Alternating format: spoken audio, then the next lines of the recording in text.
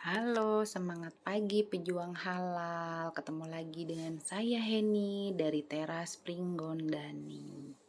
Berhubung banyak yang tanya bagaimana sih cara mengisi sistem jaminan produk halal, bagaimana sih cara mengisi lampirannya. Untuk itu, aku buatkan video ini. Disimak baik-baik ya. Perhatian, penyelia halal wajib beragama Islam ya, dan untuk UKM boleh menunjuk diri sendiri. Boleh juga menunjuk karyawan atau suami. Jangan lupa like dan subscribe channel ini ya. Nah, pertama-tama aku mau menjelaskan bahwa warna merah di sini adalah sebagai penunjuk mana aja sih yang kalian isi gitu loh. Nah, di situ kan ada tulisan isi nama usaha atau perusahaan, itu isi dengan nama usaha Bapak Ibu semua. Kalau isi tanggal dan tahun, ya berarti isi tanggal dan tahun. Nah, penyelia halal dan owner itu jika UKM itu boleh sama, artinya penyelia halal itu boleh diri sendiri, boleh sama ya gitu. Nah, tanda tangan kotak-kotak biru itu untuk tanda tangan. Usahakan tanda tangannya elektronik ya. Jika nggak bisa ya artinya Bapak Ibu semua harus ngeprint, kemudian ditanda tangan dan di-scan ya. Di situ kan ada tanda tangan owner dan penyelia halal. Ingat ya catatan yang tadi. Sekarang kita menuju ke pendahuluan. Nah, di pendahuluan ini kan ada nama perusahaan. Nama perusahaan itu yang dimaksud adalah nama usaha Bapak Ibu semua. Misalkan saya Teras Pringgondani, diisinya seperti itu ya. Nah, nomor induk berusaha adalah nomor NIB. Skala usahanya apa? Kalau kita kan mikro ya tulis mikro, kalau kecil-kecil. Nama pemimpinnya siapa? Artinya nama owner dong ya kan. Nama penyelia halalnya siapa? Jika menunjuk diri sendiri berarti penyelia halalnya kita sendiri. Tapi jika berupa tim ya tulis timnya siapa aja. Alamat perusahaan tahu dong, telepon, email ya kan. Terus di itu ada nama atau merek produk. Nah, nama atau merek produknya itu siapa? Apa? Misalkan karena saya semua nama usaha dan mereknya sama, Teras Pringgondani, ya saya isi Teras Pringgondani. Jika Bapak Ibu semua mempunyai merek dagang sendiri, ya tulis mereknya apa gitu. Terus nomor izin edar jika ada ya dilingkarin tipe izin edarnya apa. Namun jika belum punya coret aja semua. Jenis produknya harus sesuai dengan KMA ya. Seperti misalnya saya minuman dan bahan minuman. Terus daerah pemasarannya gimana sih gitu. Kalau misalkan secara online kan artinya ya nasional ya. Atau mungkin bisa dibilang internasional. Kan kalau e-commerce mah bisa sampai ke luar negeri kan. Terus sistem pemasarannya seperti apa? Online atau retail gitu. Jadi disesuaikan semuanya dengan usaha Bapak Ibu semua. Oke. Sekarang kita lanjut ke kebijakan halal. Nah, kebijakan halal itu bawahnya nggak dimerahin tuh nama perusahaan, itu diisi ya. Diisi dengan nama usaha Bapak Ibu semua. Pokoknya yang di merah-merah itu diisi, disesuaikan dengan yang Bapak Ibu semua usahanya tuh seperti apa gitu. Terus apa namanya, ada sosialisasi kebijakan halal tuh. Nah, kalau sosialisasi kebijakan halal itu misalkan ke internal itu bisa dengan kebijakan halal ditempel di tembok lalu difoto, itu sudah sebagai bukti bahwa Bapak Ibu semua sudah sosialisasi internal. Untuk eksternalnya Bapak bisa screenshot status WA ya kan, atau di IG seperti itu. Terus perusahaan menyimpan catatan memelihara catatan rekaman bukti sosialisasinya di mana. Nah, itu juga disesuaikan dengan usaha Bapak Ibu semuanya. Jika disimpan di email ya tulis di email, jika di kontak ya tulis di kontak. Pokoknya disesuaikan dengan usaha Bapak Ibu semuanya ya. Jangan lupa sebelum mengisi, sebelum lompat kemana-mana harus dibaca karena kita sebagai owner sekaligus penyelia halal wajib mengetahui apa sih isi sistem jaminan produk halal itu, karena nanti pada saat audit kita ditanya-tanya.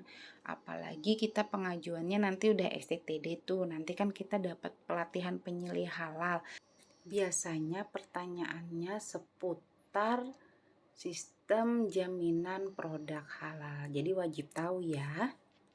Kita lanjut ke pengisian berikutnya. Nah, pokoknya ini yang merah-merah itu diisi nama usaha ya, kan nama usaha atau perusahaan. Nah, disesuaikan dengan nama usaha. Bapak Ibu semua jangan lupa sambil ngisi sambil dibaca. Oke, kita scroll lagi. Nah, jangan lupa ya isi nama usaha dan perusahaan Bapak Ibu semua. Sambil dibaca, jangan lupa sambil dipelajari.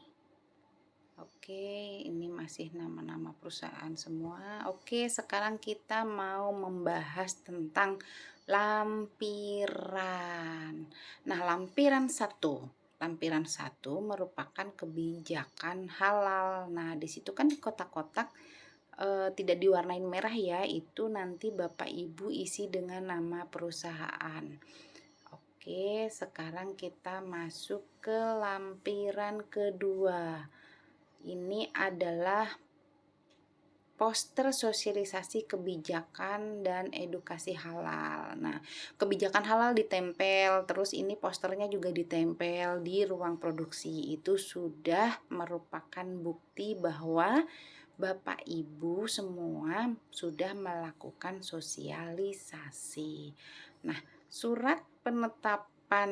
tim surat penetapan tim manajemen halal itu jika Bapak Ibu membentuk tim, jangan lupa sertakan KTP dan KTP timnya ya gitu. Dan untuk penentuan yang SK penyelia halalnya jangan lupa dilampirkan KTP dan daftar riwayat hidup. Oke, jangan lupa ya yang tadi ditanda tangan. Terus kita masuk ke lampiran 5, daftar bahan halal. Nah, di lampiran 5 ini Bapak Ibu perhatikan di kolom kedua ada tulisan nama dan merek. Artinya ketika Bapak Ibu itu menggunakan contoh ya, gula pasir itu ditulis juga beserta dengan mereknya. Misalkan gula pasir Gulaku, gula pasir Rose Brand. Nah, itu wajib ditulis mereknya. Terus jenis bahannya itu tentukan itu bahan baku, bahan penolong atau bahan tambahan. Terus produsennya siapa? Itu bisa dilihat di kemasan ya, negaranya mana, suppliernya apa. Nah, suppliernya itu misalkan belinya di Alfamart ya tulis Alfamart, kalau belinya di pasar ya tulis di pasar.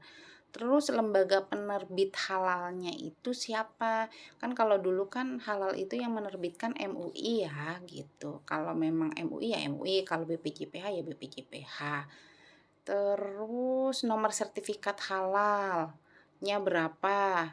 Nggak ada dong ya kan di kemasan.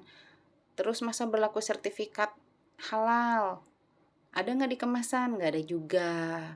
Nah, terus kalau yang sudah ada sertifikat halalnya, di dokumen pendukung itu ditulis dengan tulisan sertifikat gitu. Nah, cara nyarinya bagaimana? Ada di video sebelumnya.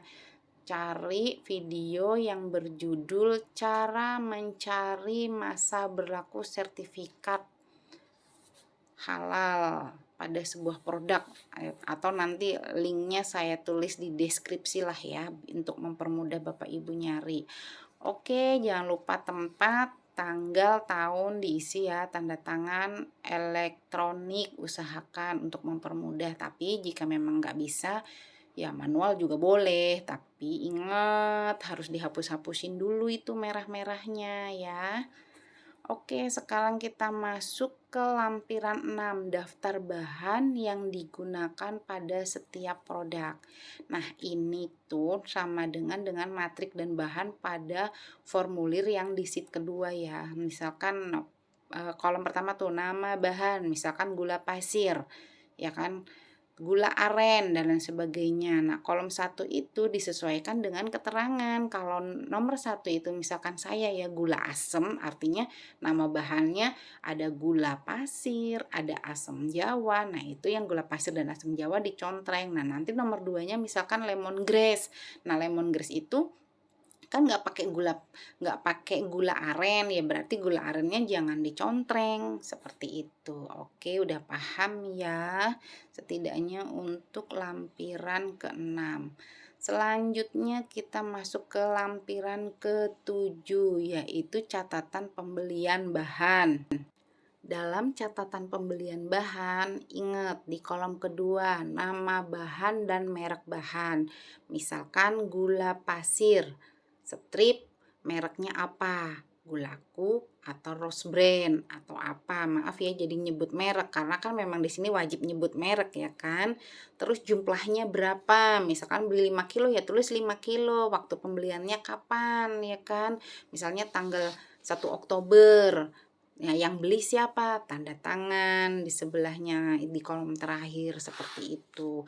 Dan ingat, saran saya di daftar bahan halal itu usahakan di backup. Misalkan Bapak Ibu menggunakan bahan baku gula pasir, jangan hanya satu merek. Usahakan sertakan backupnya itu apa di dalam daftar nama bahan halal ya. Gitu. Kenapa? Karena kalau tidak nanti ketika di pasaran habis bingung.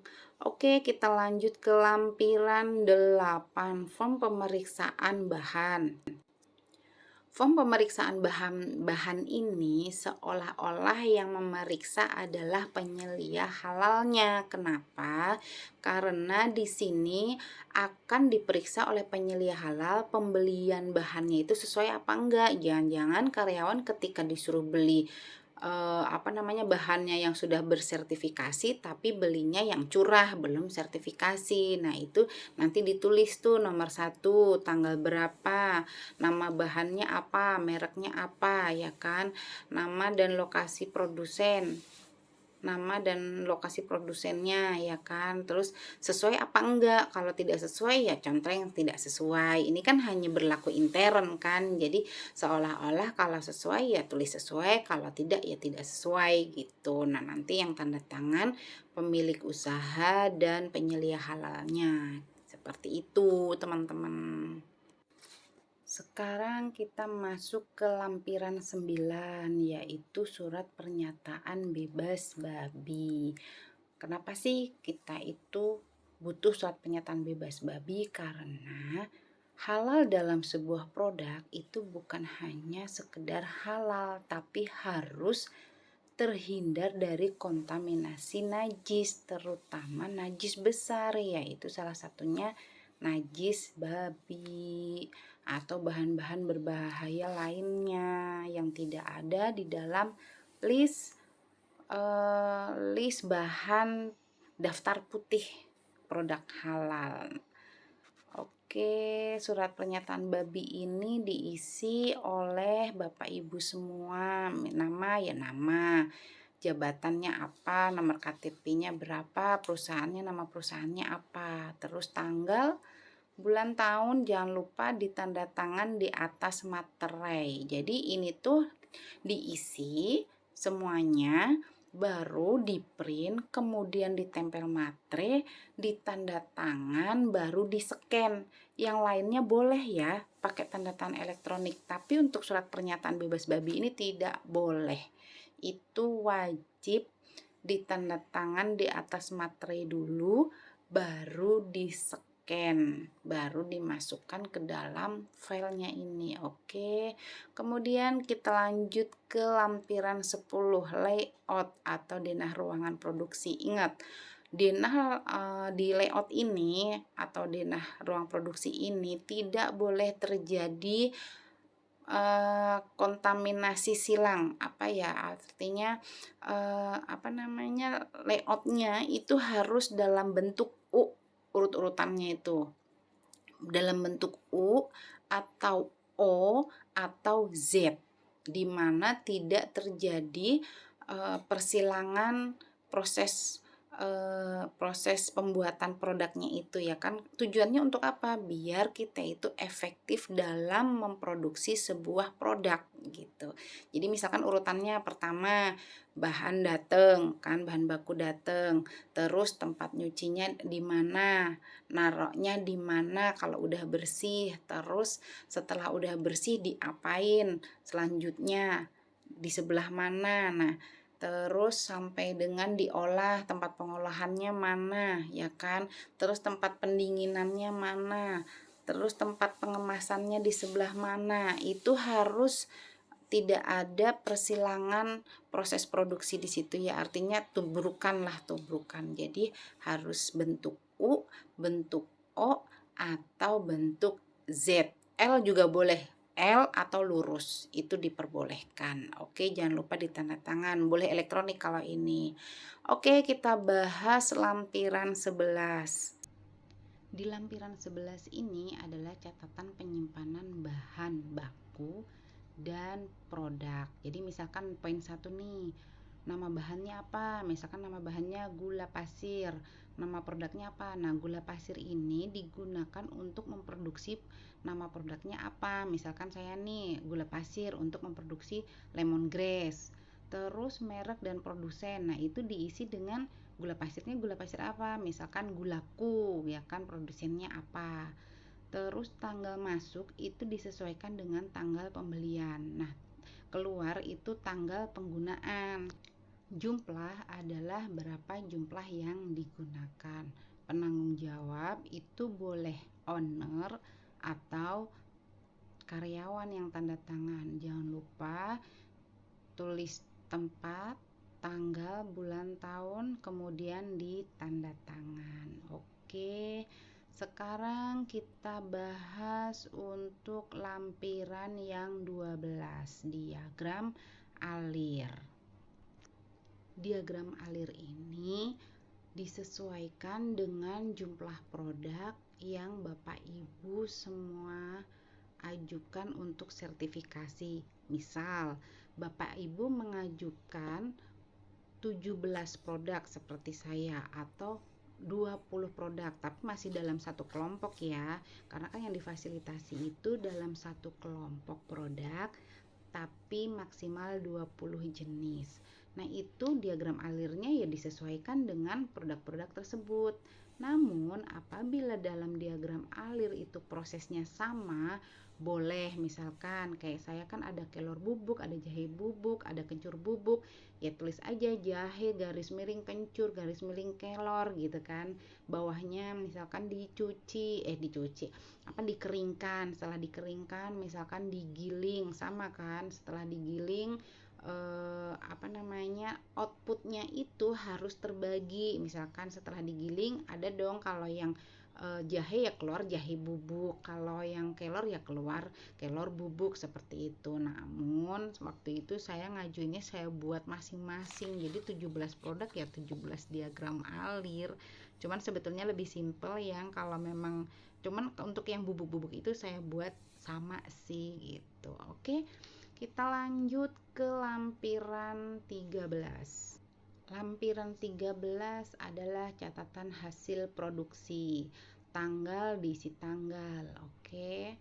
Terus nama produk atau varian atau merek. Misalkan Bapak Ibu memproduksi apa nih gitu kan. Kalau nastar ya ditulis nastar, mereknya apa, ya kan, variannya seperti apa. Nah, kalau saya misalkan tanggal 1 Oktober, nama produknya lemongrass, variannya sugar, mereknya misalkan Teras Pringgondani gitu. Jumlahnya berapa yang hasil diproduksi itu, misalkan jumlahnya adalah 5.000 botol. Keterangan itu diisi dengan kode produksi dan expired date. Oke, expired date. kadaluarsa maksudnya. Oke, kita bahas sekarang lampiran 14. Lampiran 14 ini adalah catatan distribusi atau penjualan produk. Misalkan poin 1, tanggal berapa. Bapak Ibu semua menjual produknya, nama produknya apa? Misalkan saya ya kan, kelor bubuk, variannya apa? Yang kemasan misalkan 50 gram, jumlahnya berapa? 30. Tujuannya kemana? Cilibeli misalkan gitu. Kalau tetangga ya tetangga, kalau tujuannya ada yang ke minimarket mana ya tulis aja minimarket mana. Oke gitu ya. Nah sekarang kita bahas untuk lampiran yang 15. Lampiran 15 ini membahas tentang surat permohonan persetujuan penggunaan bahan baru.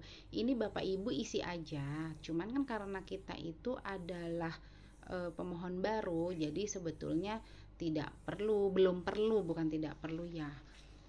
Jadi ini tuh sebenarnya fungsinya misalkan seperti ini. Bapak Ibu pada saat mendaftar itu hanya menulis gula pasirnya itu hanya merek Gulaku gitu, tapi ternyata di pasaran sudah habis.